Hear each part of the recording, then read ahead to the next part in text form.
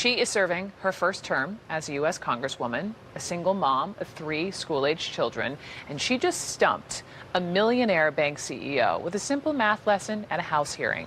Congresswoman Katie Porter confronted J.P. Morgan CEO Jamie Dimon about the starting salary for a bank teller, a woman by the name of Patricia, in her district of Irvine, California.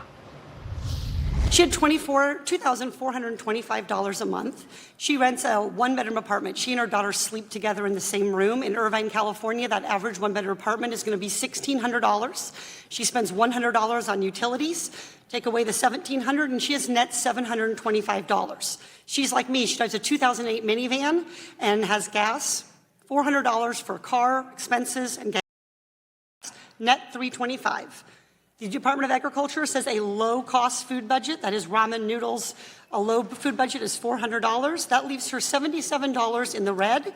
She has a Cricket cell phone, the cheapest cell phone she can get for $40. She's in the red $117 a month. She has after-school childcare because the bank is open during normal business hours. That's $450 a month. That takes her down to negative $567 per month. My question for you, Mr. Dimon, is how should she manage this budget shortfall while she's working full-time at your bank?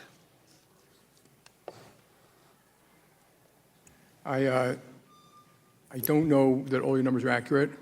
That number is generally a starter job. She is a starting employee. She has a 6-year-old child. Okay, this is her first job. And you can get those jobs at a high school, and she may have my job one day.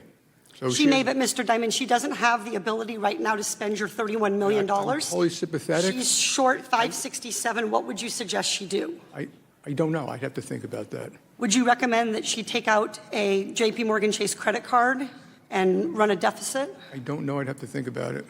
Would you recommend that she overdraft at your bank and be charged overdraft fees? I don't know. I'd have to think about it. So I know you have a lot I'd love to call her up and have a conversation about her financial affairs and see if we can be helpful. See if you can find a way for her to live on less than the minimum that I've described. Just be helpful. Well, I appreciate your desire to be helpful, but what I'd like you to do is provide a way for families to make ends meet so that little kids who are 6 years old living in a 1-bedroom apartment with their mother aren't going hungry at night because they're $567 short from feeding themselves, clothing them. We allowed no money for clothing. We allowed no money for school lunches. We allowed no money for field trips, no money for medical, no money for prescription drugs, nothing.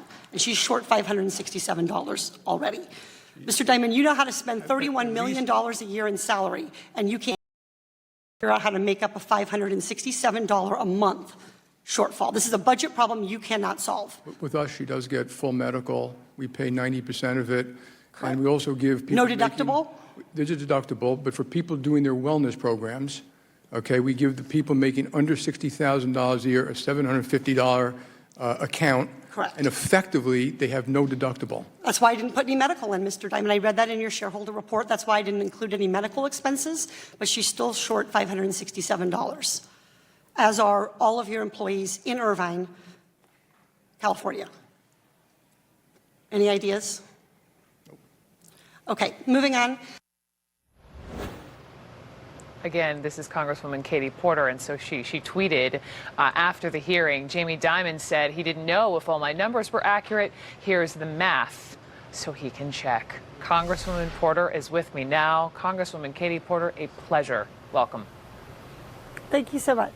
So, oh boy, I got a lot for you. So let's just start with the constituent who you were referencing, Patricia. We heard Jamie Dimon say that he would like to call her. He has sympathy for her. Do you think she'd want to talk to him? So Patricia is a representative of a number of constituents that we'd heard from. We took the stories of a lot of people who wrote to us and people who I met during my campaign for Congress, and we made a kind of hypothetical situation to reflect the realities of all the stories that we heard. So there is no Patricia out there, but in the one way, but then the other way, there are thousands and thousands of tens of thousands of Patricias out there. So there are lots of employees at Mr. Dimon's bank. He said yesterday that he would think about it. And I hope very much that that is what he's doing today, that he's thinking about what can and should a bank do. A bank that is saying, we have so much capital, we don't know what to do with it. I think the obvious answer is to raise the starting pay at their bank to $20 an hour, which is what their competitor Bank of America has done. I want to ask you more about that, but if this is, let me just go back. If this is a hypothetical, Patricia, where did you or your team get those numbers? We went to monster.com and found a job advertisement, a current job advertisement for JP Morgan Chase, and the starting pay was $16.50. We went to the apartment websites. We went to cost of living calculator. The food budget, for instance, I took from the U.S. Department of Agriculture. They have a low cost, kind of minimum subsistence food budget. And look, I live in Irvine. I am a single mom in Irvine. I know what it takes to make ends meet there. I know what it takes to pay for gas. I mean, we created a very, very modest budget for her. In fact, most of the feedback we've gotten from folks around the country and from folks in the home district of the 45th is that these numbers are too conservative. I had people calling my office asking if they knew where she rented from so that they wanted to get a one-bedroom apartment for $1,600. No kidding. No kidding.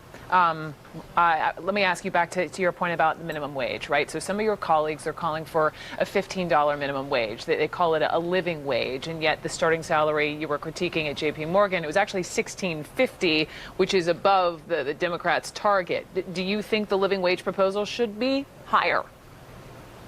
I think $15 is a really appropriate minimum for us to have nationally because costs do vary around the country. And I think the real issue is if a business is experiencing record profits and paying record salaries to their CEO and their leadership, they should also be paying record salaries to their starting employees. And that's the situation that JP Morgan and these other large financial institutions are in. And so this is a capitalist system, and when business is booming, as it has been for the large banks, in part because of President Trump's tax cuts, then that bank has a duty to pass along of the benefits of the profits of its company to the employees that are making those profits possible. So what do you think it'll take to have a Jamie Dimon raise that wage? Well, he promised me that he would think about it. He repeated that answer several times. And Mr. Dimon is a real leader in the business community. He's the chair of the Business Roundtable, the nation's largest CEOs. And I took him at his word, and I expect him to be thoughtful about it and to think about what he can do to make sure that everybody who's working full-time at his $2.9 trillion bank is able to put food on the table and able to make sure that they have an apartment, that they can afford medical, they can take care of their children. I expect him to show the leadership that he has said he's a leader in the business community, and I'm looking for him to show leadership on this issue. And as you were going through the math, I just want to, did you explain to Jamie Dimon that Patricia was a hypothetical Patricia? Was he clear on that? I don't know if he was clear on it or not. I actually wasn't able to use the whiteboard in the hearing, which is what I wanted to do, but it was determined that that would somehow break a rule, which I find a little bit humorous since one of my colleagues used an air horn recently in a congressional hearing. I think it would have been really helpful for Mr. Dimon and for the American people to have the whiteboard there and to be able to really see how it was coming down. So the point was to give him a problem to solve. That was the setup of the clip. And that part of it got cut because then there was a discussion about whether I could or could not use a whiteboard. But I want to illustrate to Mr. Dimon and to the leaders of this country what kind of hardships regular American families are facing. Well, he says he'll think about it. Let us know when he gets back to you. All right, Congresswoman Katie Porter.